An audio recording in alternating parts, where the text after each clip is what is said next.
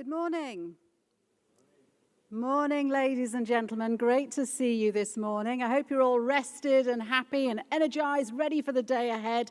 And a special warm welcome to everyone who's joining us online. Good morning, good afternoon, good evening, wherever you are in the world. Thank you for joining us here on this session on the London Declaration, the progress that's been made in 1 year on and after the London Declaration, which defined ISO's commitment to achieving the climate agenda by 2050. If you require translation, for those of you joining us online, it's available in French and Spanish. You just have to click on the little headphone icon on your screen. And a reminder that this session will be recorded. You can access the recording and any materials related to what you're going to hear today through the ISO annual meeting platform. So during this session, we're going to be exploring some of the key issues with a panel of ISO members from different regions who are going to be sharing with us their own specific challenges and the actions that they have been taking over the past year. There's also going to be an opportunity for questions from the audience, so please have those ready. If you're joining us online, it's simply a matter of typing your question into the Q&A box, and of course you can do that at any time. So, first of all, let's start by hearing from ISO's Secretary General, Sergio Mujica. Thank you.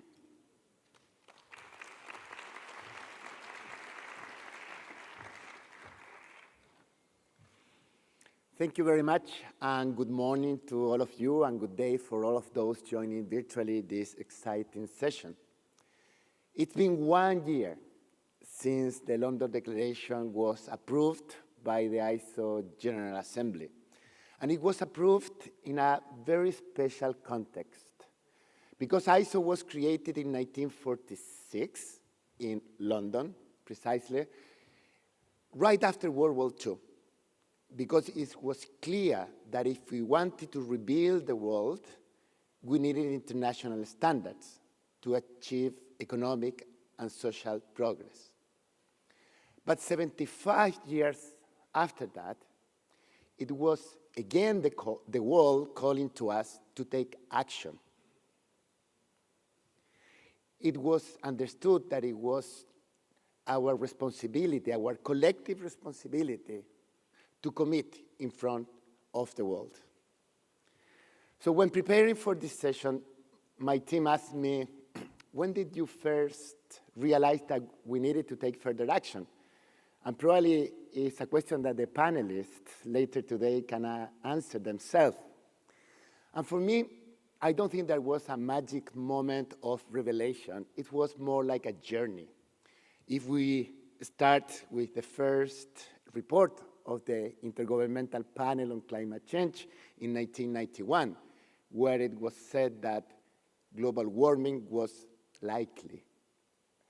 Then going to the Kyoto Protocol or the Paris Agreement in 2015, we all understood that we needed to do more. But at the beginning, it's like governments need to mobilize or big corporations. But every time it became more personal. I need to do something. We collectively need to take this responsibility. And for me, a big moment was the 6th report of the IPCC during the preparation of the General Assembly in London precisely.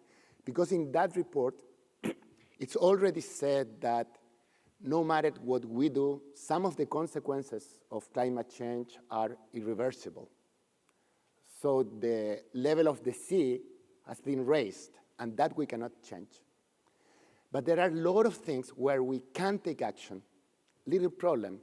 The consequences of our actions today will be seen in 15 to 20 years. And that, for me, was the big change in the mindset.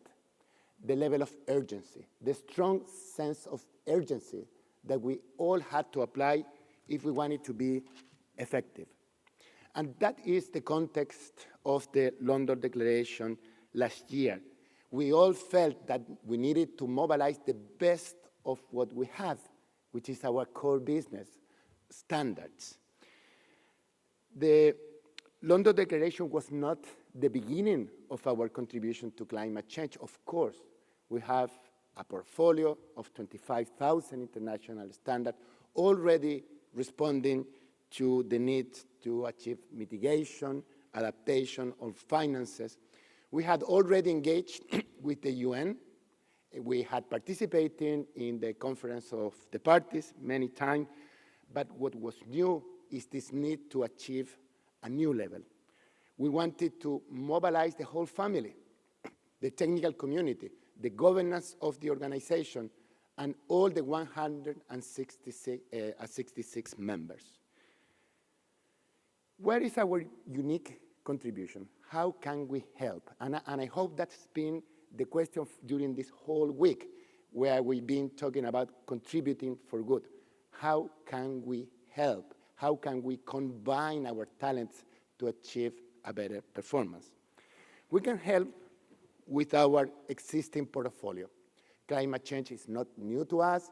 We have wonderful standards that can already contribute in a very solid and strong manner. We can help not only with what we have today, we can help with our platform, because the standard development process here is something that we offer to the world.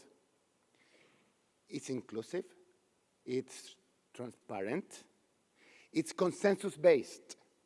Everybody is invited to sit on the table, even those who disagree with what we want to achieve, and we work by consensus. We can offer our global membership, of course, and then a solid and credible conformity assessment system. Because this is not only about promises, it's about making sure that we are delivering on what we have said. And we have seen a strong shift in the priorities of our organization during this last year. During this annual meeting, 5 thematic sessions, 5 of them have been dedicated to climate change. We have seen all our governance meetings, the council, which is the board of the organization, strategy and policy, developing countries committee, technical management board, and later today, the General Assembly. The governance of the organization has been mobilized toward this priority. And yesterday, we launched the network of national champions for climate change. Because this is not something that we will solve working from the Central Secretariat or working with the governance of the organization. We need to mobilize each and every one of you. Combine our talents, share experiences, do things together. So the London Declaration is our promise, it's our commitment to the world. Now it's time to deliver. And with that, I'd like to invite Scott Stidman, because he has been a great leader in our journey to deliver on our commitment. Thank you.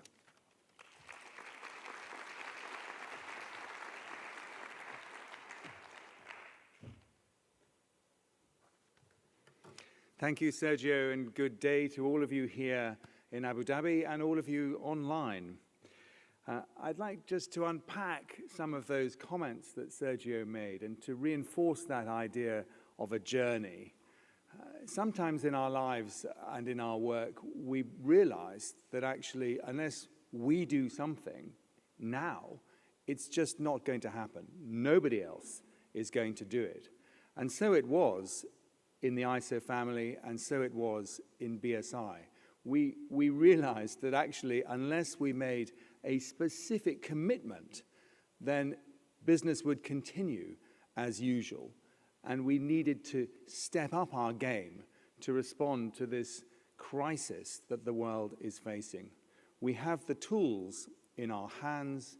We have the most important collection of international standards that the world can use for all the purposes that we need to support our consumers, society, governments, and industry. We must deploy that to build trust in a better future for all.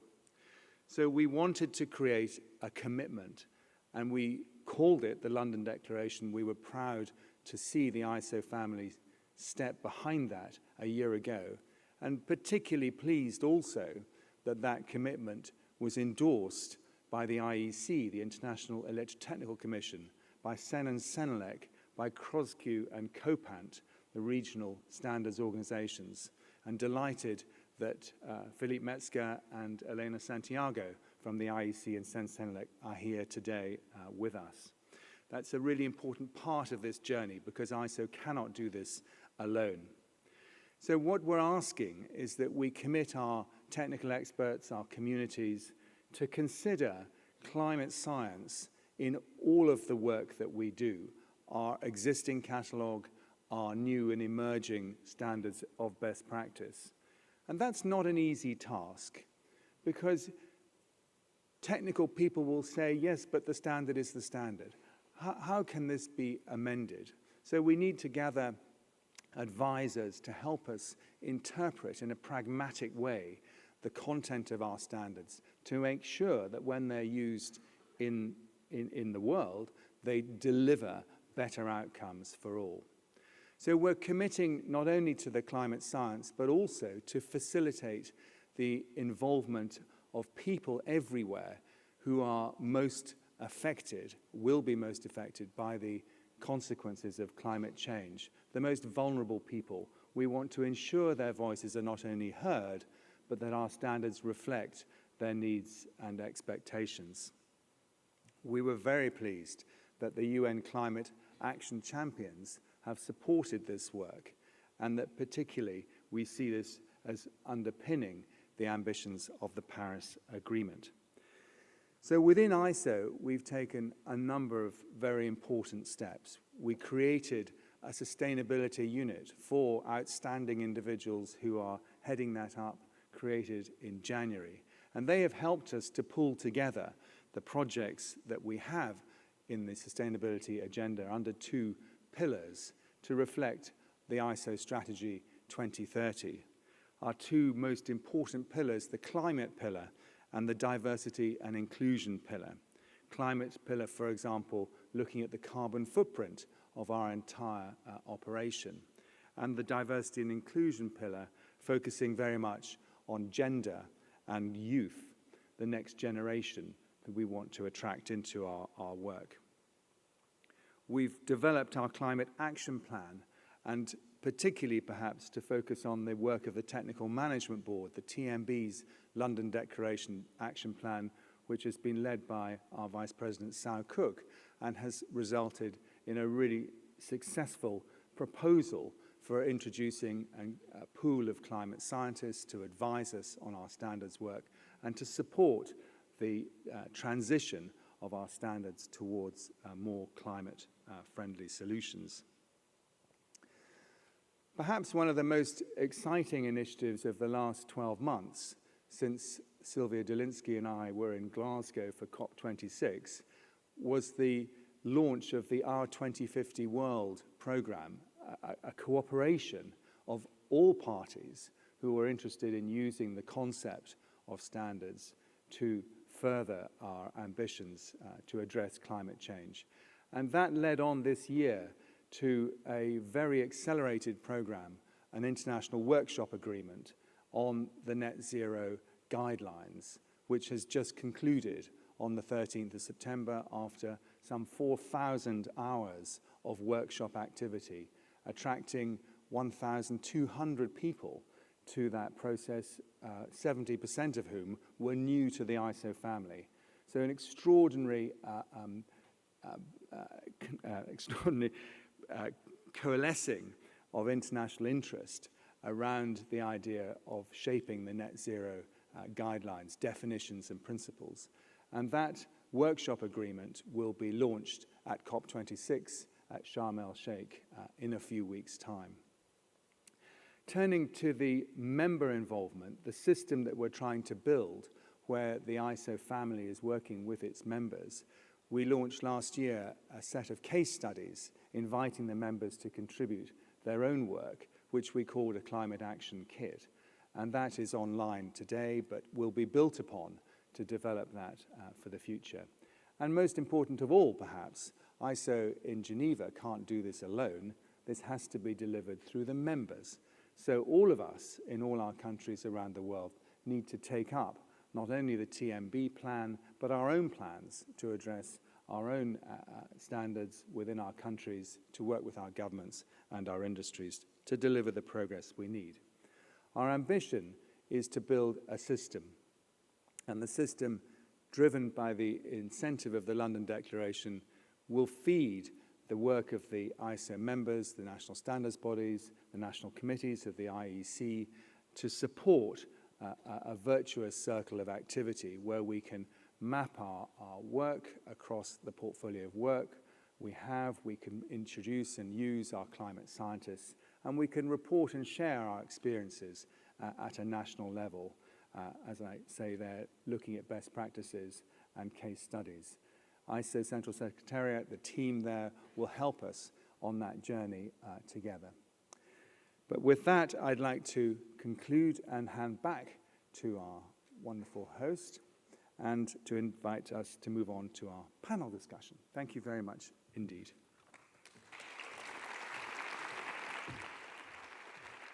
Scott, thank you. Thank you very much indeed. Yes, so we're now going to delve in a little deeper into what different ISO members have been doing in the past year. So I'm going to invite my panel to the stage and ask them to take their seats, please.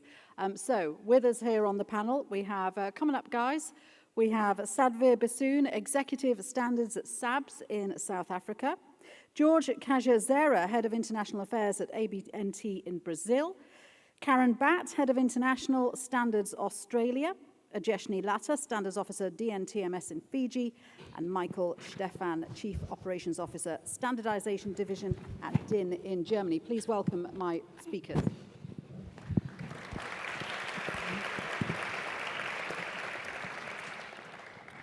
Okay, just checking this is working. Yeah, you guys can hear me? Brilliant. So we heard Sergio talking about how he came to realize the importance of taking climate action. And I thought that was actually really interesting. For me, it was as a young reporter back in the 90s when we had freak monsoon rain, which caused massive flooding over India and Pakistan, thousands of people killed. And I think that was the first time I realized that climate change can lead to extreme weather. Sadvir, what brought you to the conclusion that climate action was so fundamentally important? Well, I can take you back to 2002. That was when South Africa hosted the World Summit on Sustainable Development. And that was a reinvigoration of political commitment towards sustainability.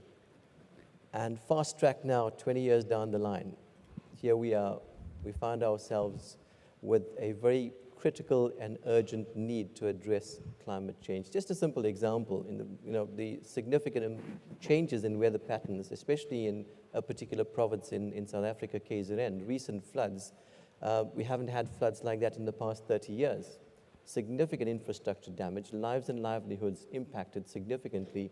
And the urgency is right now. We should have done, so in retrospect, as I say, is a clear science. We should have done more, but now the urgency is here and we need to start clearly with a good project plan. Absolutely, should have done more earlier, but now it's imperative. Kaja, what was your experience?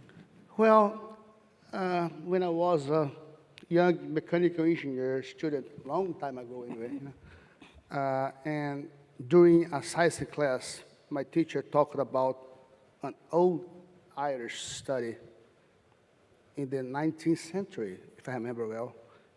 A guy called John Tyndall analyzed how amounts of water, steam, and carbon dioxide in the atmosphere can affect the climate. My head became shaken with these ideas.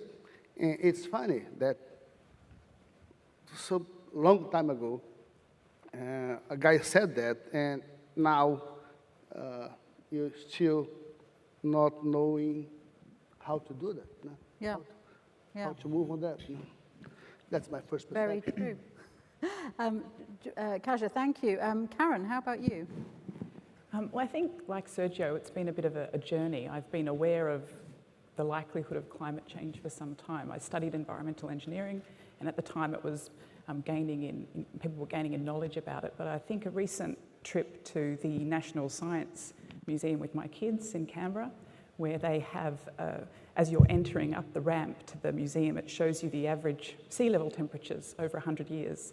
And the science is just so clear that we are warming. And I think that's when it really hit home. Wow. And Ajeshni, how about you?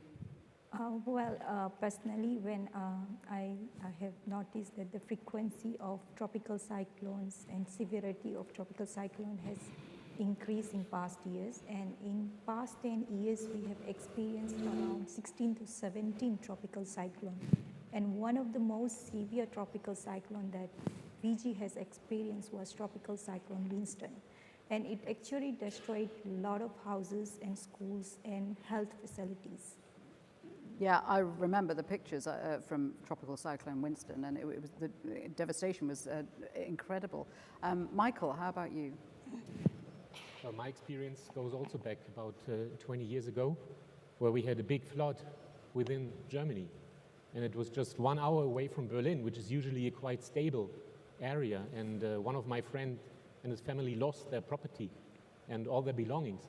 So we thought at that point in time, well, it's a once in a century event. Now we know it's not, and it's there, and it has changed our lives. I think it's really telling that all our experiences have dated back a couple of decades, and we're now getting the momentum going to make a difference. So let us start by talking about what kind of climate action each of your national standards bodies have taken since signing the London Declaration last September.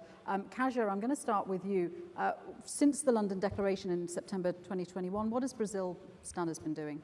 Yeah, let me first explain to everyone something about Brazilian Amazon.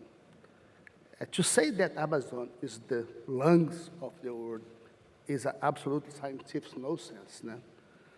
In mature forests, the CO2 balance is zero because approximately the same number of the trees that born also die. However, fires are a problem. And because fires throw CO2 into the atmosphere, and this has been a serious concern for Brazil, and especially for ABNT. In this sense, my President Maio has instructed us, the international team, to seek to create standards to mitigate the harmful effects of the fire. In fact, we approved the creation of a standard or a guideline to measure illegally deforestation areas within the scope of the TC 287, that's about forest. Second, we also approved in the TC 92 a standard based on the Brazilian guideline called recommended practice for the combat and prevention of fires and wildland areas. The Brazilian proposal for a standard for hydrogen manufacturing from sustainable source is already underway inside the TC 97, that's hydrogen technology. And two, ABNT's strategy of becoming relevant in the fight against climate change has been transformed into practical and high impact standards. That's the strategy that Brazil and ABNT are trying to design to help ISO and, of course, the world in the issues of climate change. Brilliant, and we'll talk about some of the practicalities and challenges of that a little later on. Sadvir, let me come to you. SABS has highlighted stakeholder engagement as a key part of its climate action. Tell us more about that and what's been happening over the past year. Sure. So, like any national standards body and the development of international standards, you need inclusivity, you need a fair share of stakeholder representation to develop deliverables that are relevant. So, we are very focused on ensuring that we have a balanced stakeholder representation in most of our committees. But what has been lacking in the last couple of years, and I think it's something that other NSBs, especially developing country NSBs, have challenges with, is policymakers and regulatory participation in our technical committees. So climate change is very high on the agenda as part of sustainability issues aligned to the United Nations Sustainable Development Goals. So policymakers, regulators are very aware of it, but they need to be capacitated and supported to be given the type of solutions that they could implement, either as policy or regulatory directives. But they're willing to engage in Well, they're willing to engage if we open the door, so Right. they don't proactively come through to us. So, and unfortunately, it's a one-way road, but that relationship needs to mature, and I think it's on its way in the right direction to maturity. So the first thing is to get strategic, focused engagement with policymakers, the right policymakers. So, we have a number of various departments within the realm of climate change. A few of them to mention is, and key to this is Department of Trade and Industry and Competition, Environmental Affairs, Water and Sanitation, Energy and Mineral Resources. So we focused on those 4 departments to go in, and the objectives were simple. Do you understand how standards can support you in achieving your policy directive? Certainly they don't, because what happens is policymakers, in most cases, then go in and reinvent the wheel. They go out and develop or so there's so-called pseudo-standards bodies within regulatory departments that develop standards, and they really don't take best practice, international best practice, even national standards. So the first is to promote standardization and how it's going to support them. The second is for them to actively participate in our technical committees. The third is to promote these standards with them, as well as their stakeholders, for an increase in the appetite for industry, more so industry, to take on these standards. Fourth is for them, aligned to their policy, to get in new work items, submissions of how our standards existing and any new work that they would like to propose for submission to the development of national standards. And last but not least is how do we work together in collaboration and partnership to launch these standards with industry, which may, obviously, it's part of policy and may become a regulatory directive. So industry is well aware of what is coming their way and how they're going to prepare themselves. So the number of initiatives included a few of ISO standards and the sectors. And Sergio very clearly, and Scott defined it as well. There's a plethora of standards that is out there that regulators and policymakers have no idea of. So it's up to the NSBs to go out there and take it to the policymakers and regulators to implement. Greenhouse gas, the entire series of 1406 on mitigation activities was presented to the ministries, to the government departments. Renewable energy, significant amount of standards, both ISO and IEC standards available on renewable energy.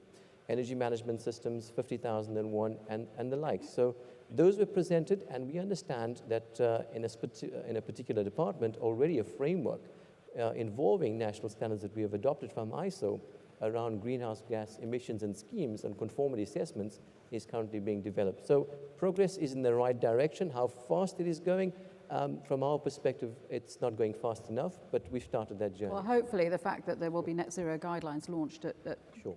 COP27 will raise the profile of that. Sadhvir, thank you very much. Michael, how has DIN been taking action over the past year? Yeah. During the last year, of course, it was a cause of acknowledging the London Declaration and to fully appreciate what was said there. First of all, I can only contribute to that what Sergio and Scott said. There are standards out, as also Sadhvir mentioned. So we have to understand that dynamics and that entire framework. So what we did in the first place was to call our internal employees to come together, because we wanted to get all the pieces together, which we have already in our house. So we set up an internal group for coordination. We were really surprised about the motivation of the people, especially the younger generation of our employees. They have a very high motivation really to contribute to that and to make it a success.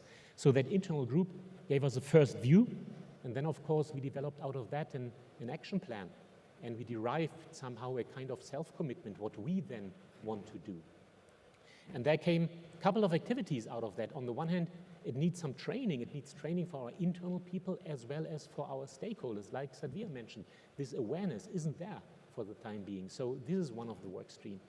The other one is to look into our standards, and we try to define the called flagship standards, which are really the key topics and which should be looked at, maybe have to rework, maybe we have to understand the combination between the entire standardization set, and this will then be also quite a quite big contribution. And then, of course, we looked also into our stakeholder community, and there we had the same experience as we said before. We need to make them more aware of the need of the use of standards, how they contribute to their business, because in the end, it is the industry, it is our industrial partners, the industrial association, the politics, the society, who are defining the standards, who are defining the best way forward.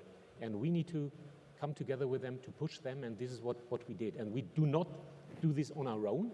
We do that with our friends and colleagues from the electrical society, so from the IEC and DKE, but also with the Association of the German Engineering and Engineers, which is a quite strong standardization organization also in Germany. So we need to combine our forces, we need to put that together, we need to explain, we need to communicate.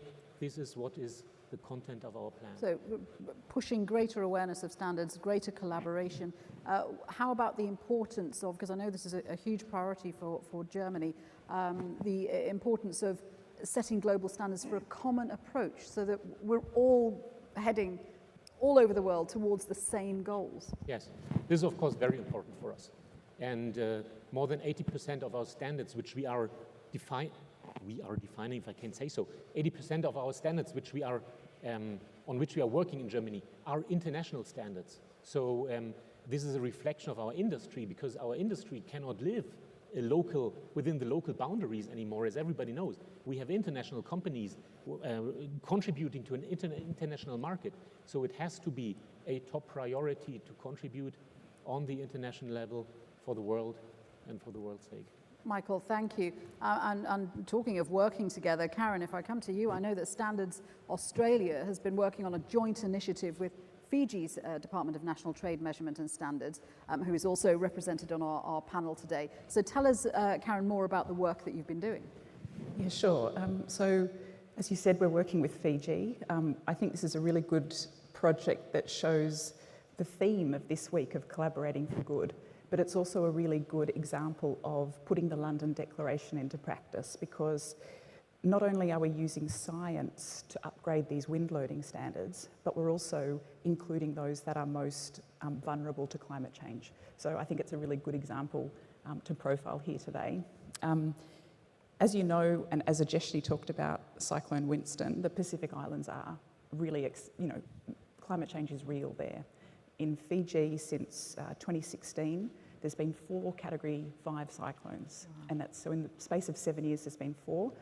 But prior to that, the most recent cyclone was in 2002, so it's a 14-year gap, but now it's just the frequencies are just increasing incredibly. So and Ajeshni mentioned the terrible damage that there's been done to houses and buildings and so on. So using a collaboration between Australian government, between the Cyclone Testing Station, which is a part of James Cook University, and our 2 standards bodies, we've been looking at that data, and we're as a consequence updating an adoption of an Australian and New Zealand wind loading standard using experts in Fiji and some Australian experts as well. So it's a real collaboration using science, and as part of that, they've recognised that the wind loading that we've been using at 70 metres per second is going to need to increase to 74 metres per second. So we're using the science to make sure that the buildings in Fiji are going to be resilient to withstand the wind loading that is coming. And just very quickly, that's a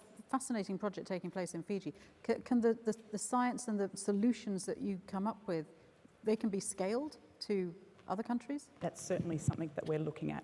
And I know Ajeshni can speak to a new regional committee that's been formed in the Pacific, and it's certainly something that might be, that we've got the data, well, James Cook University have the data that could be applied to other Pacific islands if they're ready to update their wind loading standards too.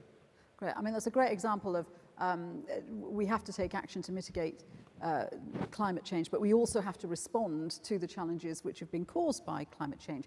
Ajeshni, let me come to you. I want to talk about the challenges and the practicalities, and following on from what Karen has said, what have you found to be the main challenge in adapting in Fiji to the damage caused by climate change? Well, thank you for that question.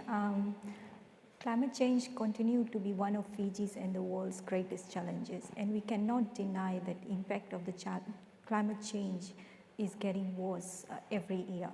And one of the lessons that we have learned, especially in Pacific, that one of the actions we have to take is to adapt to climate change. And let me highlight on the challenges that we face in the Pacific, especially in Fiji. One of the biggest challenges is we lack experts and research institute which can help us in developing standards in Fiji, especially if I think in most of the areas. And looking at the wind load standards, we don't have experts in those areas. So through the collaboration with Standard Australia, we managed to get the experts which can help us in creating Fijian version of wind load standards using the data provided by our Fiji Meteorological Services.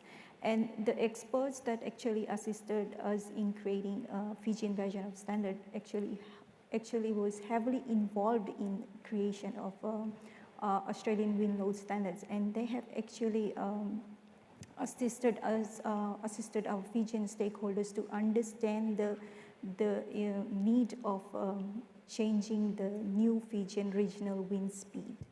And then another challenges that we face in Fiji is implementation of the standard, especially the wind load standard, and which includes to ensure how they're going to comply, the new buildings and existing buildings going to comply with the new standards.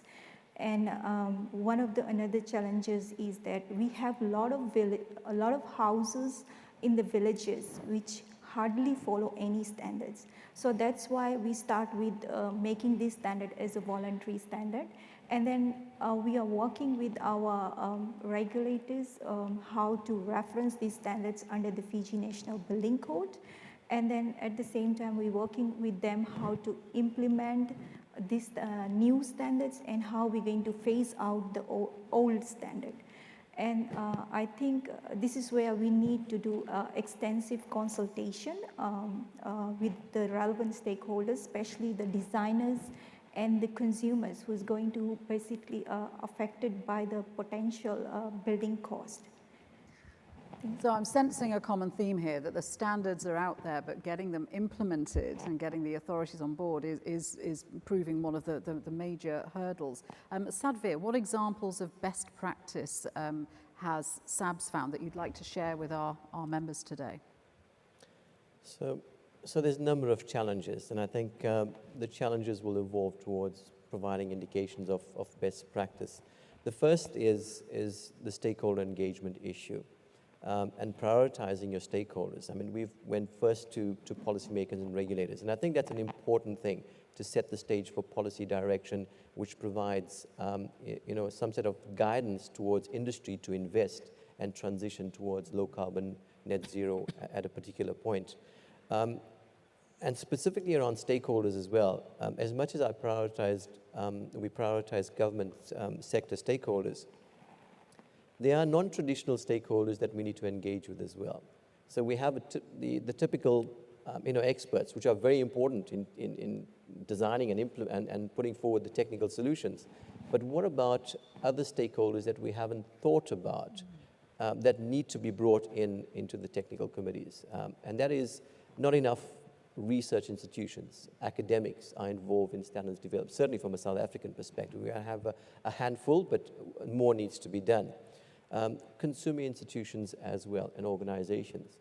How do we get a different category of NGOs, civil society? What is that grouping of experts out in the marketplace, and how do you bring them in and introduce them towards standardization and bring them towards a consensus-driven process? Is there an answer to that question? How do you do it?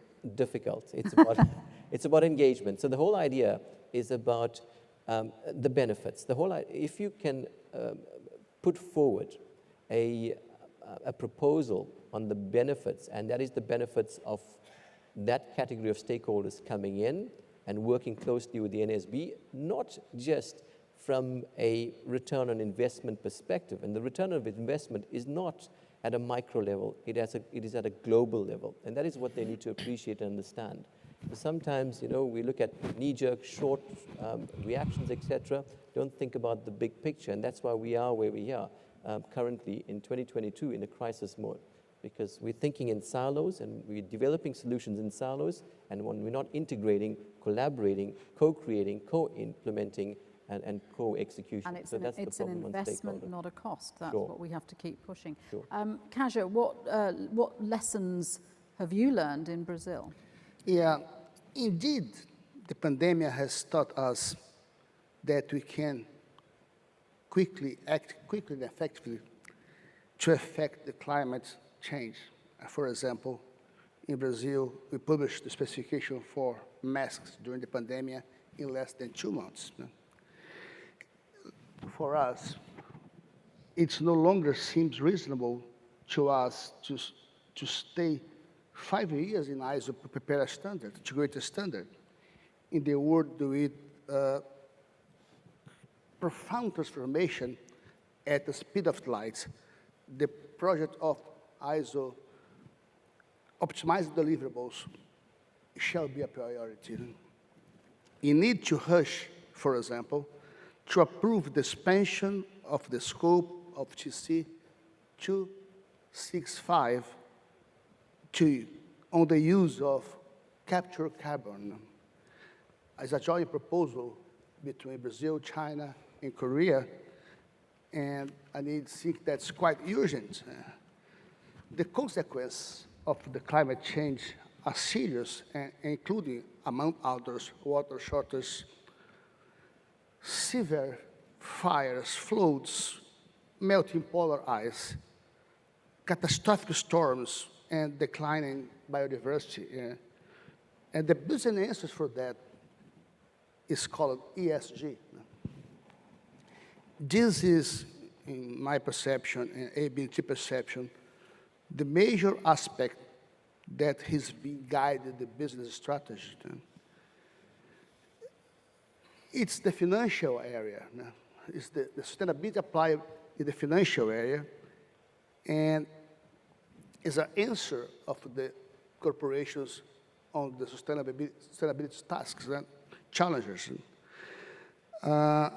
Two journalists like Bob Woodward and Carl Bernstein during the Watergate say something fantastic: follow the money. And now I think that ISO start follow the money ESG. Yeah. And for me, from ABNT, it's very proud to be together, BSI and the colleagues from the brothers from Canadian to trying to put ISO inside this ESG atmosphere. I think that's a big challenge. Kaja, thank you. Michael, what lessons learned or best practices would you like to share? Well, our experiences are, of course, related to the overall situation in which we are in. We are currently in an energy crisis. We are in a supply chain crisis. We are fighting for the best workforce. So our experience is to understand all the needs of all the different stakeholders. And it's starting with our employees, of course. What are the needs of our employees to really contribute to such an important topic, and to multiply that across the world in the end, because they are working in international environments. So one of our experiences is that being a front runner or having climate positioned as a kind of corporate element, it is, of course, a matter in being successful in the competition for the best workforce. So it's important for all organizations and bodies to have climate plans in place. Yes. And the second element which I want to make is, of course, the dialogue with our external stakeholders. We are there to serve the industry and to continue building up that public-private partnership model which we have. So we are in between the rule setters, the politicians, and the industry. And we can be an excellent building block in really supporting both parties, both sides, by the relevant standards and guidelines. So it's all a matter of understanding what are their concerns in the current crisis situation, to understand the right pace to understand the right speed in which we go along. I think we heard during this week that standardization needs to speed up or is sometimes too slow. I think we have also tools in place, which we could see also in the beginning of that session here, to have the right speed. We have to be more flexible in the future, of course, but that all is based on a dialogue, understanding the demands of our stakeholders, reflecting that into our system, and then building the next steps. Just very quickly, Michael, we started the session by talking about the progress made since September 21. Yeah. You've just been talking about setting the right pace, setting the right speed. Are you optimistic that progress is being made in the right direction? Are you happy with the progress so far? I am optimistic that progress is being made because we are much, much more aware of the issue. But as I said, the other crises, like the energy crisis, like supply chain, this is coming somehow on top, and our industry is also very concerned about that. So it is in the end a compromise which we may have to take. Right. But of course, it's up to us, the standardization organizations, to lead that dialogue, or to be a leading part in that dialogue, if I can say so, and to convince our stakeholders that standardization can substantially contribute to climate change and climate adaptation and this problem, which is a big issue for the entire world. Thank you, speakers, for laying out what's been going on in the last year since the London Declaration was signed. At this point, I would love to take some questions from the audience, and our panelists are ready and waiting and eager. So, hands up if you have a question. Yes, gentlemen in the sixth row over there. We've got microphones circulating, so wait for a microphone to come to you.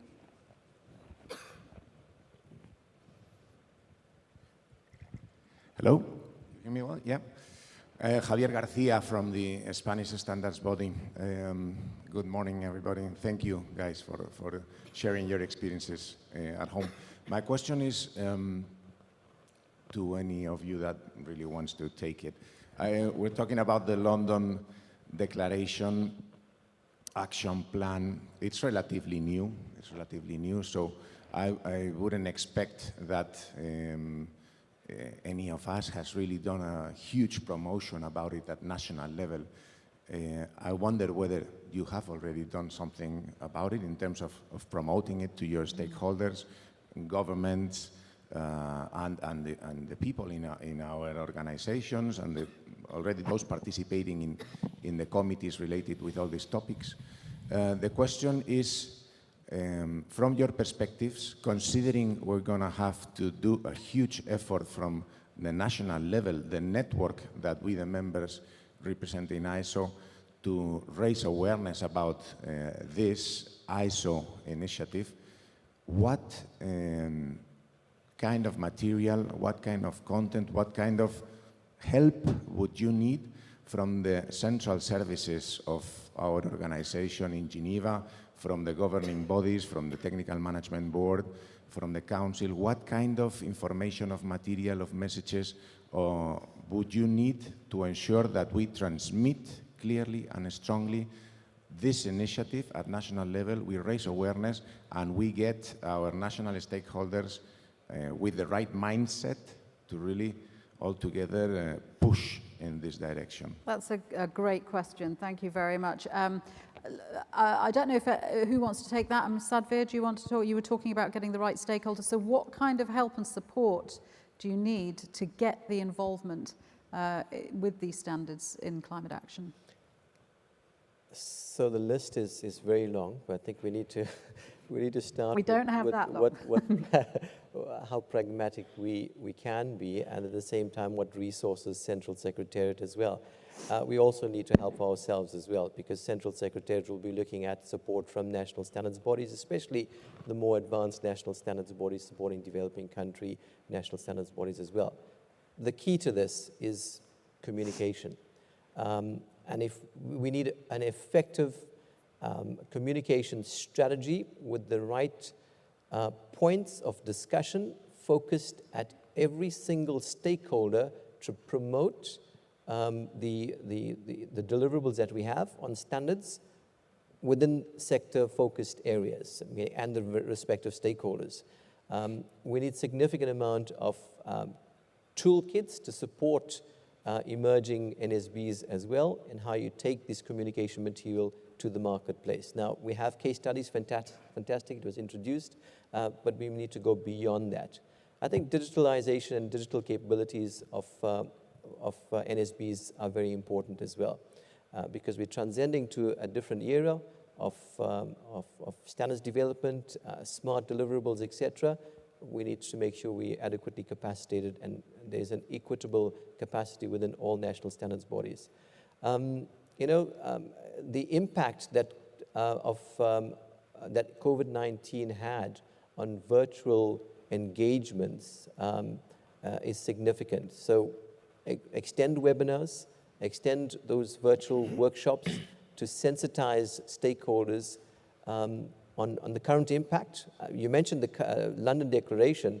We might as well not have gone out to promote the London Declaration as from an NSB perspective, but certainly in terms of what the critical issues are in support of government entities in terms of their policy and regulatory directives. This is what we've done. Okay. And so we need to be quite a little bit more strategic in terms of communications.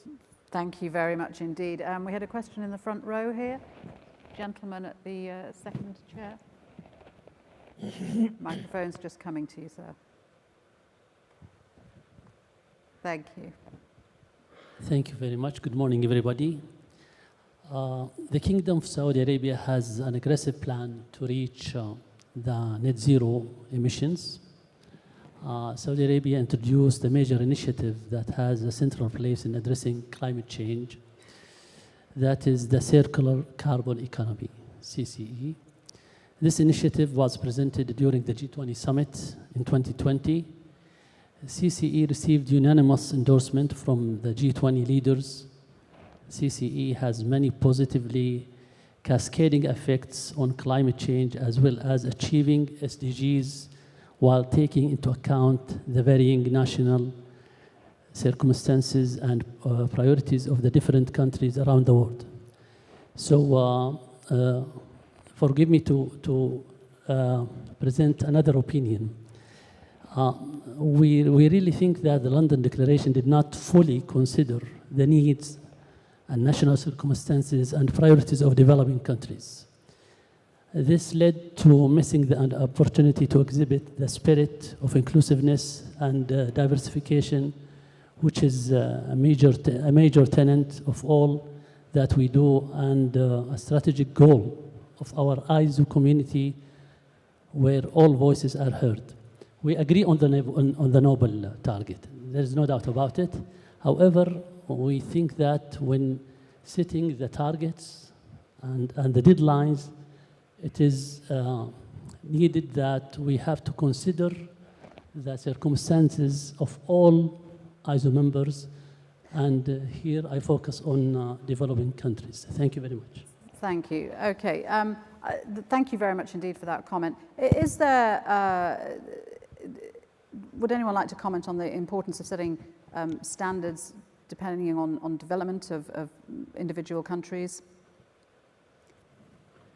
Anyone? Yeah, Karen, go ahead. I think it's a great point, and I think we, as you've said, all voices need to be heard, and I think we need to find areas where we can collaborate together. We've talked about a very specific example today about wind loading, but I'm sure there's a lot of other areas where developed and developing countries can come together to collaborate to make solutions that are appropriate for the conditions in which they're going to be used. So I think we need to encourage collaboration. That network that's been set up on implementing the London Declaration, I think is going to be a great forum to identify synergies where developed and developing countries can work together to find solutions.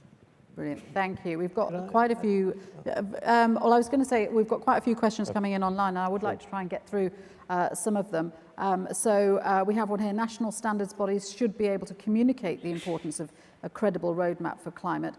How can ISO and its members influence private and public entities to apply best practices and best standards to deliver on credible climate actions? Michael, do you want to take that one? Well, I think we have to continue our discussions. When we usually meet in the like here in the General Assembly and other meetings, we have discussions on sharing best practices. But I think we have to develop also some further tools and mechanisms. And of course, the online meetings are supporting that heavily. Maybe we have to discuss and implement a kind of database or a knowledge base where we can really put those experiences in, put those examples in, and everybody has a possibility to communicate, to debate around that. So that would be probably one suggestion in making it more easy at any point in time to access those examples, to reflect that, and potentially to make them to our own. We've had a question. I wonder if either Sergio or Scott would like to answer it if they're still in the room. Are you? Excellent.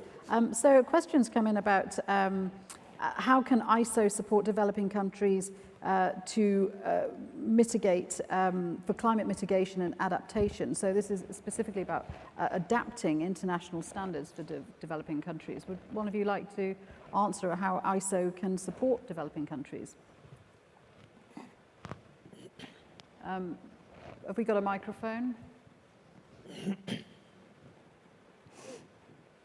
Thank you so much. Third row. Thank you very much.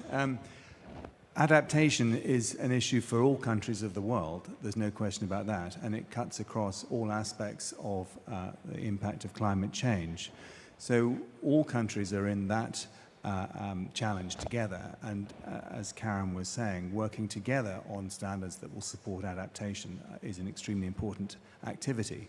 I think that the real contribution that we can make sharing our experiences between different countries is to respect the culture and regulatory practices that are different in our countries, but to share the same principles by which standards can be used by governments through procurement, for example, by clients through their supply chains, to show the ways by which standards can be implemented in practice, rather than simply saying, here's a list of standards, and expecting a government official or a senior business leader to know what to do with them, actually to show the techniques by which those standards can be introduced into a procurement pathway, a supply chain, a government regulatory approach, guidelines, encouragement, co-regulation, or full regulation. There are lots of techniques, and we have experience around the world that we can share of best practices to illustrate to countries who are asking questions, how best can we take up these standards? What's the most efficient way to get the market to respond as quickly as possible without being forced into it? And we had a very good example in our discussion yesterday of the encouraging a voluntary route and regulating at the end. So nudging companies, leading companies first, and then picking up the slower companies later, and then making clear it's actually mandatory now. So this sort of approach is where ISO and the IEC can work together to share these ideas around use of standards. Sergio. Thank you. Very quickly, the London Declaration Action Plan has 3 pillars. Pillar 3 is on support to members. Second, 2 days ago, DEVCO, our Developing Countries Committee, discussed about how we can support members in the climate agenda. The good news is that in the developing countries who are members of ISO, sustainability and climate change is very high in their own priorities and their own needs. So we just launched a new program, a 3-year program to give support to developing countries on climate change and in particular in energy management. Thank you very much. Right, I think we've got time for one last very, very quick one. Anyone in the audience? Yes, towards the back there, if you see the lady with her hand up.